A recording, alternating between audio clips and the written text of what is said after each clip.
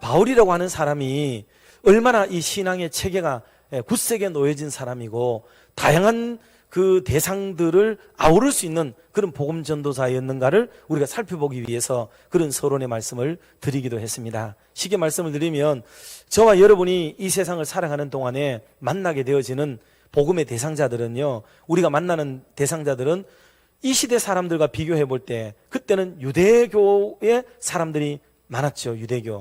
유대교 사람들은 하나님을 믿는 사람들이었잖아요. 그러니 대화를 나누더라도 설교를 하더라도 상당한 부분에는 서로 거기까지 말하지 않아도 서로 인정하고 받아들일 수 있는 영역이 많았기 때문에 복음을 전하는 일에 어려움이 어떤 면에서는 덜했다 볼 수가 있겠지요.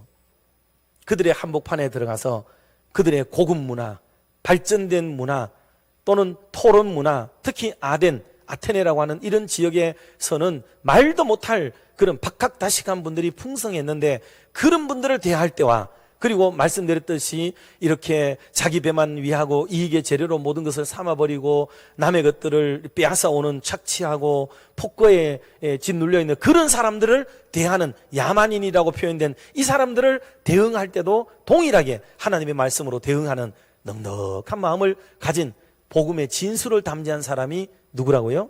바울이었다 이 말이에요. 바울.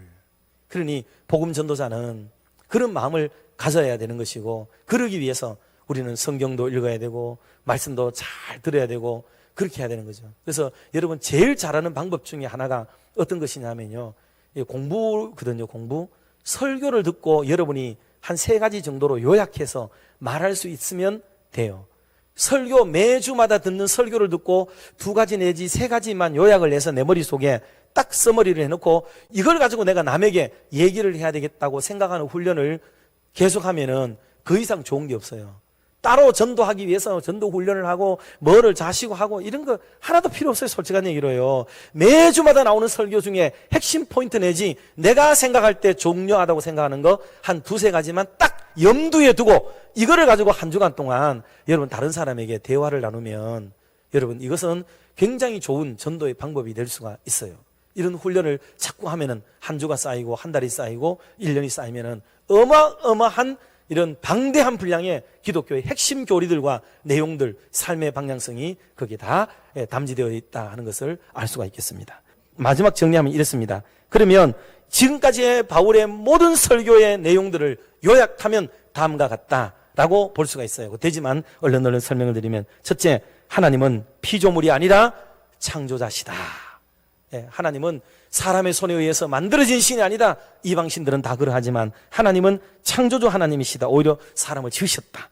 또 2번째로 하나님은 역사를 인도해 오셨다. 우리가 주장한 것처럼 보이고 또 다른 신들이 이루어진 것처럼 보이지만은 실상은 하나님이 우리 역사의 주인공이시고 이끌어 오신 배우의 존재이시다 하는 걸 얘기했고요. 3번째, 하나님은 인간이 본능적으로 하나님을 찾도록 만드셨다. 그래서 빛이 없는 가운데도 그렇게 더듬어 하나님을 찾도록 하나님이 만드셨어요. 그런데 우리는 하나님께로 더듬어서 찾아가야 되는데 그 더듬어 찾는 것을 자꾸 이방신, 다른 사신 우상, 그릇된 사람, 물질, 물체 이런 거를 찾아가서 섬기게 되는 어줍지 않은 마음이 되었는데 그 원인은 하나님이 그를 찾아오도록 만든 사람에게 종교성, 종교심을 심어준 때문이다.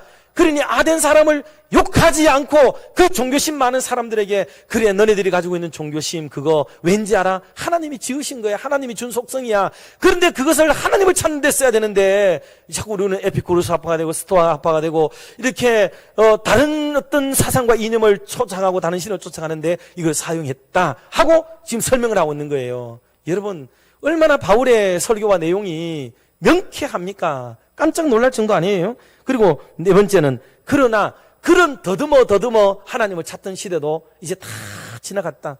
여기까지가 구약 시대예요. 다 지나갔다. 이제는 하나님이 선명하게 알 수 있도록 우리에게 만들어 주셨다. 그게 바로 뭐냐? 예수 그리스도의 출현, 예수님의 오심으로 이제 아들을 본 자는 아버지를 본 자가 되었고 그리고 아들에게 함께 지내는 사람은 아버지의 일에 관여하게 되는 그런 일이 되어져서 이 아들을 통해서 하나님을 만나게 되고 하나님의 일에 관심을 갖게 되어진 이 사건을 설명하면서 예수 그리스도가 이 자리에 짠 하고 나타나도록 만드는 기가 막힌 변증으로 여러분 이게 방향이 싹 선회가 돼요. 그리고 지금까지 사람들에게 없는 사상, 그리고 다른 종파가 가지고 있는 잘못된 사상을 교정을 해주죠. 그 두 가지가 뭐냐면, 하나는 심판의 날이 다가오고 있다 하는 거. 심판의 날, 이거는 사두개파를 비롯해 가지고 부활과 그리고 천사가 없다고 믿는 그런 파들에 대한 정면 도전이기도 하죠. 심판이 있다, 죽음으로 끝나는 게 아니다. 그러니 한 번 죽는 것은 사람에게 정한 이치요, 그 후에는 심판이 있으리라는 이 말은 단순히 나온 말이 아니라 그 시대 사람들의 사상과 이데올로기가 어떠했는지를 보여주는, 그래서 그것을 강변하기 위해서 하는 말 한마디가 심판이 있다는 말이에요. 심판이 있다는 말. 여러분, 이 말은 단순히 심판이라는 두려운 일이 있다는 말이 아니고 죽음으로써 모든 생애가 끝난다고 믿는 사람들에게 경종을 울려주고 그렇지 않다는 것을 강조하는 때 사용되어지는 표현이라고 봐야 되겠습니다. 자, 이것은 스토아 철학, 에피쿠로스 학파처럼 가지고 있는 단점을 완전히 묵살시켜버리고, 마지막 6번째가, 이 모든 일들이 알고 싶으냐? 왜 어떻게 이루어진지 알아? 이것에 대한 확증이 뭔지 알아? 그게 바로 예수 그리스도가 죽었다가 부활한 거야. 너네들은 사람이 죽었다가 부활한 것도 없다 그랬지. 그리고 사후도 없다 그랬지. 그런데 죽었다가 살아났잖아. 이게 증거야. 이게 예수 그리스도라는 분이 오식마 약속한 분이었고, 이분이 죽었다가 살아남으로 사후 세계가 있다는 게 증명이 되었고, 심판이 있다는 게 증명이 되었고, 우리가 믿는 게 헛된 게 아니라는 것이 증명이 되었지. 그러니 예수 그리스도의 부활이 이렇게 중요한 거야 라고 결론을 맺는 것이 바울의 설교의 모든 내용의 마무리라고 볼 수가 있습니다. 그러므로 사랑하는 성도 여러분, 오늘도 저와 여러분이 이 바울이 전했던 이 아름다운 하나님에 대한, 예수 그리스도에 대한 복음에 대한 바른 지식을 가지고 이후에 우리의 믿음의 삶에도 선한 영향력을 끼치고 복음을 드러내며 살아가는 그런 복음 앞에 부끄럽지 않는 아름다운 삶을 사는 저와 여러분 모두가 되기를 주님의 이름으로 축원합니다.